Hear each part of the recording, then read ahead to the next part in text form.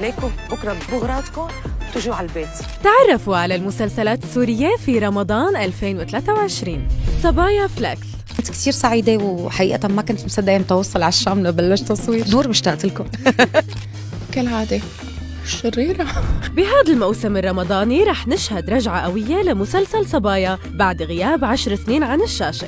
المسلسل يلي ضم نخبة متنوعة من النجوم ببداياته، وبعد ما تم تصوير آخر أجزائه بلبنان والإمارات رجع صبايا فليكس ليتصور بسوريا. تعرفوا إنه صبايا بأجزائه ال5 كان من تأليف نساء، بس الجزء السادس رح يكون من تأليف محمود إدريس. رح نشوف الصبايا كسيدات وأمهات، وبينضم إلهم فنانات من الجيل الجديد، رح يجتمعوا على هدف واحد وهو إنشاء مشروع مشترك رح يعمل لهم نقلة بحياتهم.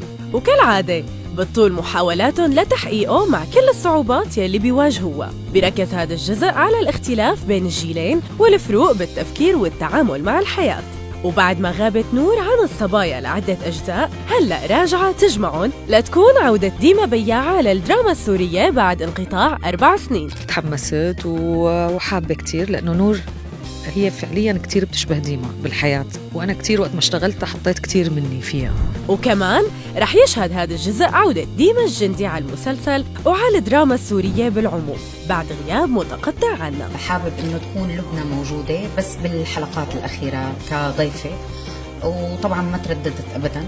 شخصية لبنى من الشخصيات اللي أنا بتعز علي كتير، شخصية بحبها جداً جداً جداً، وشخصية حبوها العالم كتير على بساطتها وعلى طيابتها، وهي كانت يمكن الشخصية الأقرب إلى العالم. وأحدى الشخصيات الغايبة من الجزء الثاني هي أنسام. يا لطيفي يا لطيفي يا لطفتف. شكران مرتجى راح تطل بستايل مختلف.